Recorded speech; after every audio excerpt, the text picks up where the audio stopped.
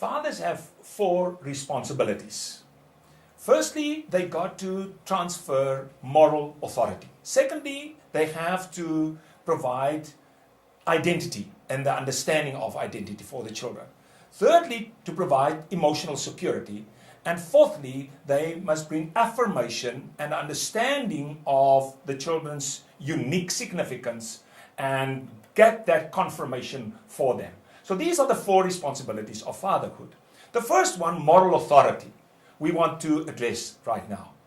Now, when you hear the word authority, many people cringe away and say, I don't like this because I've been in an abusive situation, and because I've been in the abusive situation, I shy away from this word.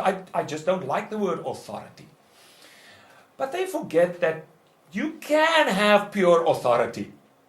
You know, if we read about God's authority, it is so clear that His intention of His authority is so pure.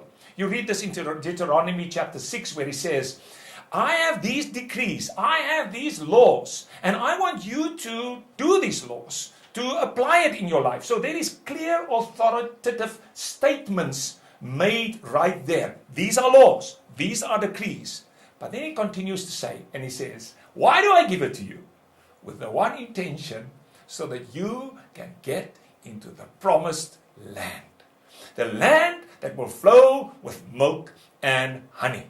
So if we can find authority that has this intention of leading us to heaven on earth, no one will shy away from that kind of authority. And it is possible.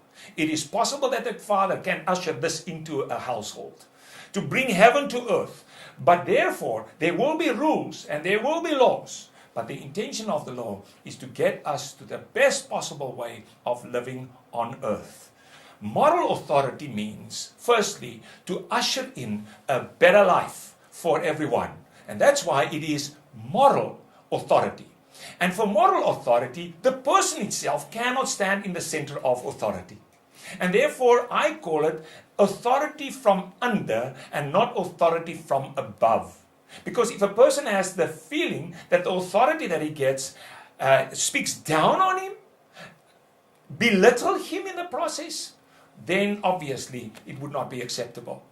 But Jesus came to earth to show us exactly how to be a person with the most amazing authority that everyone would say. He spoke with authority. But his authority was, as he expressed it himself, I did not come to be served, but to serve and give my life as a ransom for many. And therefore, this authority from under. So if the father could start with this authority by thinking in his mind, I am not here to dominate people at all, not my wife, not my children, but I'm here to serve them. I'm at their feet.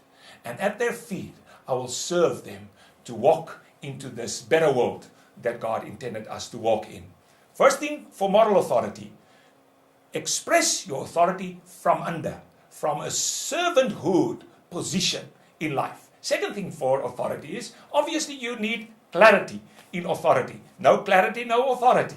And therefore the clarity of conviction, very important in authority. And conviction is not an egotistical, self-centered, this is my idea and no one will persuade me, but it is a conviction of what is right and what is wrong in this world and to stick with it.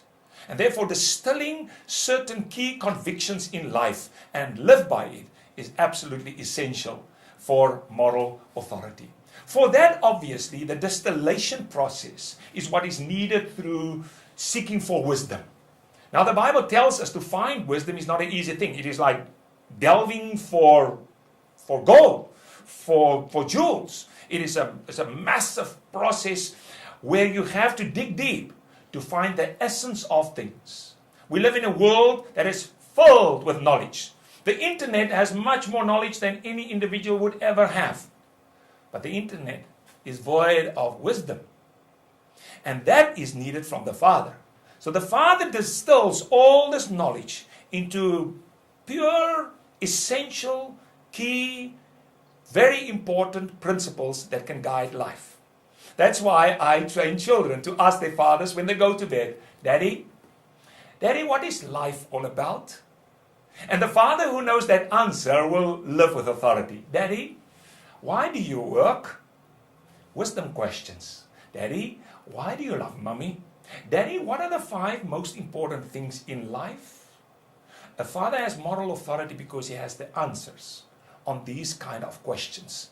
Distilled truths, distilled wisdom. And therefore, the encouragement for the father to step up and not allow the world to weaken his mind. Martin Luther King Jr. has said it so beautiful that we should live with tough minds and softer hearts. Tough minds mean, I know what is the right thing to do.